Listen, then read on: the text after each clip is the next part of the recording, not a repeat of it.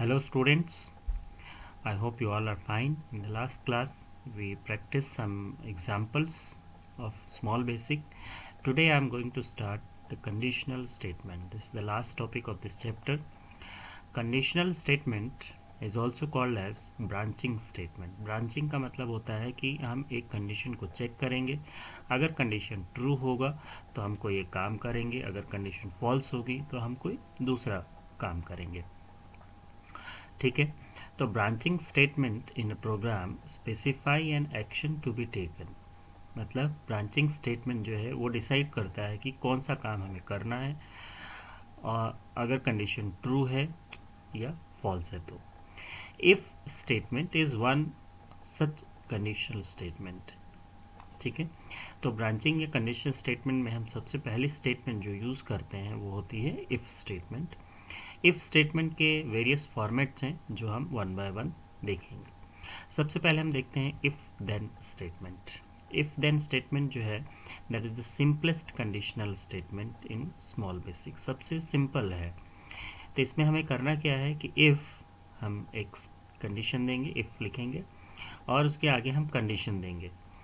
अगर ये condition true होगी तो ये फंक्शन एग्जीक्यूट होगा, अगर ये कंडीशन फॉल्स हो जाता है तो ये कोई भी काम नहीं करेगा।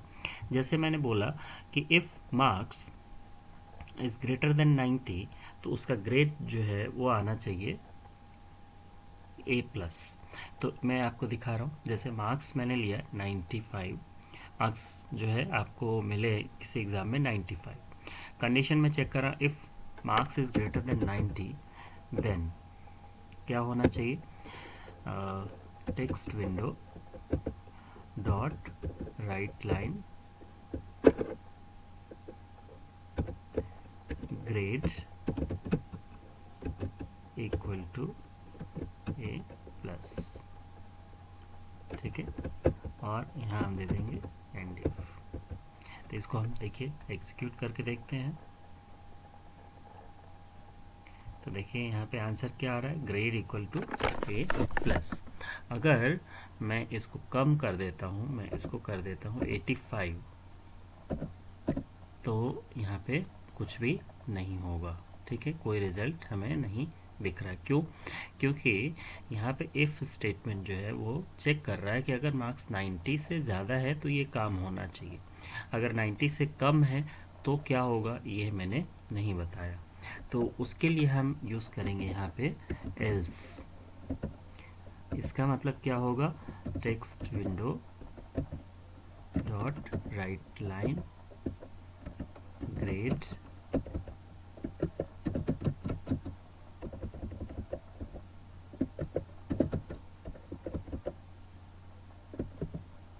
Grade equal to A। ठीक है, तो इसको भी हम करके देखते हैं। अभी क्या आना चाहिए, A आना चाहिए। तो यहाँ पे देखिए ग्रेड आ रहा है A। तो इस तरह से हमारा इफ स्टेटमेंट काम करता है। अगर कंडीशन ट्रू होगी तो ये स्टेटमेंट चलेगा, अगर नहीं होगा, अगर ये कंडीशन फॉल्स हो जाएगी तो ये स्टेटमेंट काम नहीं करेगा। तो उस कंडीशन में हमें क्या करना है कि अगर ये कंडीशन फॉल्स हो जाती है तो एल्स वाली जो स्टेटमेंट है वो काम करेगी, और अगर कंडीशन ट्रू होगा तो पहली वाली स्टेटमेंट काम करने की। तो यह है इफ स्टेटमेंट। तो यहाँ पे एक एग्जांपल है कि write a program to enter the purchase amount if it is greater than 25,000, 10% discount उसको मिलना चाहिए। तो इसको देखिए हम कैसे करते हैं। मैं यहाँ पे एक वेरिएबल ले लेता हूँ, परचेज अमाउंट PA, और यहाँ पे मैं दे देता हूँ 25,000। ठीक है, और मैं यहाँ पे कंडीशन दे रहा हूँ if PA is greater than 25,000, इसको परचेज अमाउंट को 26 कर देता हूँ तभी ये 25,000 से बड़ा होगा। तो डिस्काउंट उसको क्या मिलना चाहिए, 10%। तो 10% डिस्काउंट हम कैसे कैलकुलेट करेंगे, discount D equal to purchase amount multiply 0.1 से मल्टीप्लाई कर देंगे तो 10% हो जाएगा। अब हमें क्या करना है, अमाउंट निकालना है। तो हम amount equal to purchase amount minus discount, text window dot write line, और अमाउंट क्या हो जाएगा, इक्वल टू प्लस अमाउंट। ठीक, ये सब हटा देते हैं हम। अब देखिए कितना आना चाहिए, 23,400 अमाउंट हो गया, है ना। तो इस तरह से आप कैलकुलेट कर सकते हैं इफ स्टेटमेंट के अंदर। इफ देन एल्स स्टेटमेंट मैंने आपको बता दिया कि इफ कंडीशन ट्रू होगा तो ये स्टेटमेंट चलेगा, अगर ये कंडीशन फॉल्स हो जाएगी तो एल्स स्टेटमेंट एग्जीक्यूट हो जाएगी। इसका भी और एग्जांपल करके देखते हैं कि एक देखिए एग्जांपल दिया है, write small basic program to enter the purchase amount and display appropriate message showing whether the person is eligible for discount and amount।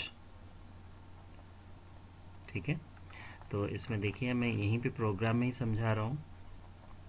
Text window dot write, enter the purchase amount, amount equal to text window dot read number. If amount is greater than 25,000 then discount 10% मिलेगा, और else अगर amount 25,000 से ज़्यादा नहीं है तो उसको क्या मिलेगा, देयर इज नो डिस्काउंट। ठीक है, तो ये था आपका एग्जाम्पल, आप इसको करिए, फिर मैं आपको कुछ और एग्जाम्पल्स दे रहा हूँ करने के लिए। ठीक, एक दूसरा स्टेटमेंट है इफ स्टेटमेंट का ही, if then else if statement. If then else अगर हमें मल्टीपल कंडीशंस को चेक करना है तो देखिए, जैसे इफ कंडीशन 1, अगर कंडीशन 1 ट्रू है तो ये चलेगा। एल्स इफ कंडीशन 2, अगर ये दूसरी कंडीशन, ये कंडीशन फॉल्स हो गई तो दूसरी कंडीशन चेक होगी, अगर ये भी फॉल्स हो जाती है तो तीसरी चेक होगी, अगर ये भी फॉल्स हो जाता है तो ये होगा। ठीक, जैसे देखिए अगर मार्क्स 251 से 300 के बीच में है तो ग्रेड ए होगा, अगर मार्क्स 201 से 250 के बीच में है तो ग्रेड बी होगा, और अगर मार्क्स 0 से 200 के बीच में है तो ग्रेड सी होगा। यहाँ पे क्या हो रहा है कि हम मल्टीपल स्टेटमेंट्स को चेक कर रहे हैं और उन मल्टीपल स्टेटमेंट्स के हिसाब से यहाँ पे ग्रेड डिस्प्ले होंगे। तो चलिए इसको मैं आपको करके दिखाता हूँ। तो देखिए स्टूडेंट्स, यहाँ पे ये प्रोग्राम है, मैंने आपको प्रोग्राम दिखाया था कि अगर मार्क्स 251 से लेके 300 के बीच में है तो ग्रेड ए आना चाहिए, 201 से 250 के बीच में है तो बी आना चाहिए, और 200 है तो ग्रेड सी आना चाहिए। तो यहाँ पे देखिए मैंने प्रोग्राम लिया, text window dot write line, enter marks, marks आप डालेंगे, मार्क्स जो है वो चला गया कहाँ पे, मार्क्स वेरिएबल में। अब हम यहाँ पे चेक कर रहे हैं, if marks is greater than 250 then grade equal to A, else if marks is greater than 200 then grade B हो जाएगा। अगर 250 से भी ज़्यादा नहीं है, 200 से भी ज़्यादा नहीं है, तो इसका मतलब 200 से कम है, तो ग्रेड क्या हो जाएगा, सी, और हम उस ग्रेड को यहाँ पे डिस्प्ले करा देते हैं। अब इसको हम एग्जीक्यूट करके देखते हैं। तो देखिए ये बोल रहा है एंटर मार्क्स, मार्क्स मैंने दिया सपोज 300, ग्रेड क्या आएगा, ए, क्योंकि 250 से अबव है। अब मैं दूसरा मार्क्स दे रहा हूँ, जैसे मैं मार्क्स दे रहा हूँ 210, तो ग्रेड आ गया बी। अब हम इससे भी कम करके देखते हैं, 200 से भी कम, जैसे मैंने मार्क्स दिया 150, तो ग्रेड आ गया सी। तो इस तरह से हमारा ये कंडीशनल स्टेटमेंट काम करता है। ठीक है, तो ये था इस टॉपिक में। अगर कोई डाउट है, कुछ समझ में नहीं आया है तो आप पूछ सकते हैं, और मैं आपको कुछ और एग्जांपल्स दे रहा हूँ करने के लिए। आई होप उसको आप समझ के करेंगे।